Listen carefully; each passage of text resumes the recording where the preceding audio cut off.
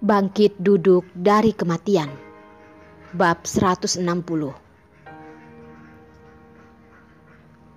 Yos tidak tidur lama, hanya tidur selama beberapa jam dan sudah terbangun. Mendengar suara napas wanita di pelukannya, tatapannya pun menatap ke bibir merahnya. Seiring dengan napasnya, sepasang dadanya pun bergesekan dengan lengan Yos. Kelembutan yang membuat orang menggila, bahkan menghirup masuk setengah lengannya ke dalam. Sebagai pria normal dan juga pria yang barusan bangun, Yos langsung memberikan reaksi. Darlin sedang bermimpi. Dia bermimpi menjadi seekor ikan, sedang berenang dengan bebas di laut. Tiba-tiba ada sebuah putaran yang menariknya masuk ke dalam.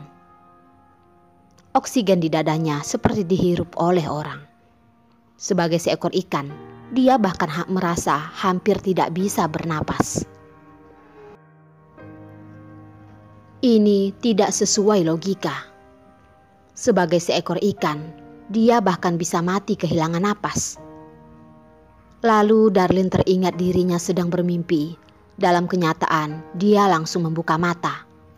Barusan menyadari, bibirnya sedang dicium oleh seseorang. Setelah melihat dengan serius, pria yang menghisapnya seperti puding adalah Yos yang sudah bangun. Darlin barusan ingin dengan marah bertanya, lupa kalau mulutnya sedang dihisap olehnya. Begitu membuka mulut seperti menuruti kemauannya. Otak Darlin seperti kekurangan oksigen. Semua yang ingin dia katakan juga ikut hilang. Tanpa sadar menutup mata, dengan bodoh menerima ciumannya yang begitu dahsyat ini. Tidak melihat senyuman di tatapan pria ini.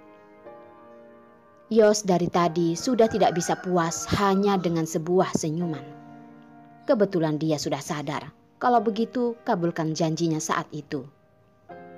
Rumah sakit, tidak masalah. Darlin dengan tidak sadar merasakan celana jeansnya dibuka. Tangan Yos yang panas pun bergerak dari bagian perutnya ke bagian punggungnya. Setelah itu, branya menjadi longgar. Dua dada yang putih pun keluar.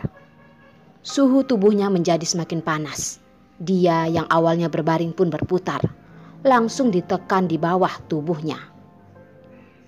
Otaknya barusan sadar tidak lebih dari 1 detik dan juga dicium orang sampai tidak sadar.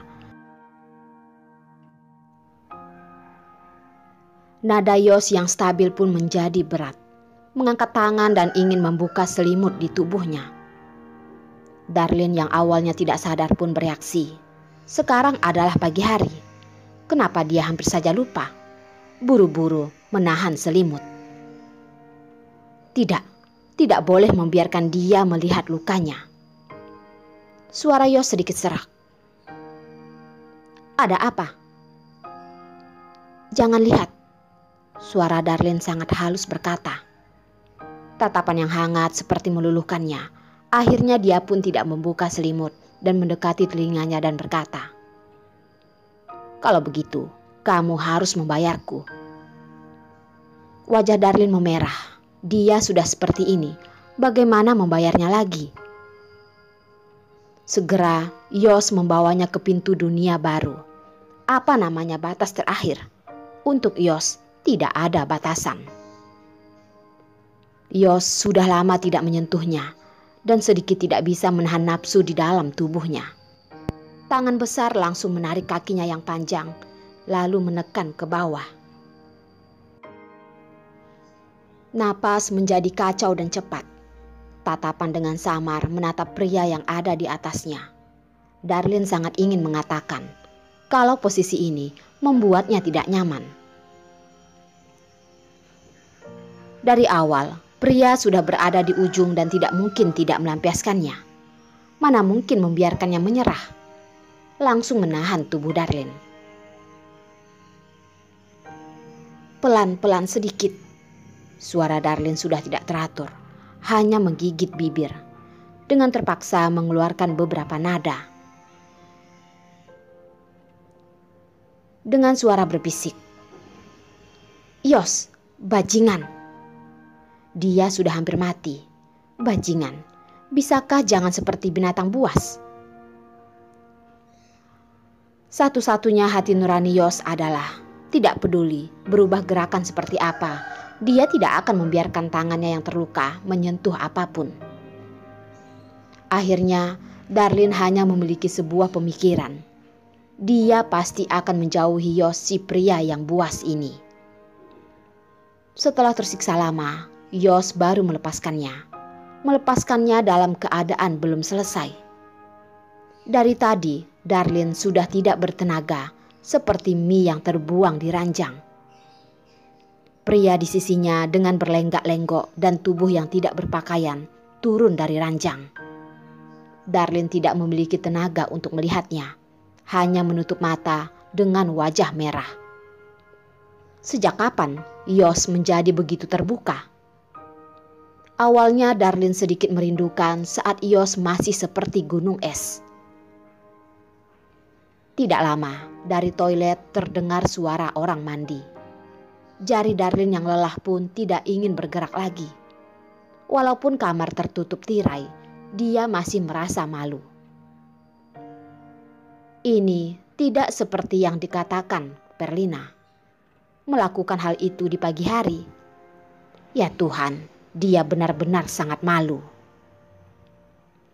Di saat dia mengasihani dirinya sendiri, Yos sudah keluar dari kamar mandi, menyodorkan tangan ingin membuka selimut. Darlin yang awalnya seperti ikan mati langsung bangun dari kematian. Dengan berjaga-jaga melihatnya, suaranya sangat serak. "Apa yang kamu lakukan?" Setelah pelampiasan itu, suara Yos terdengar malas. "Kamu ingin berbaring terus seperti ini?"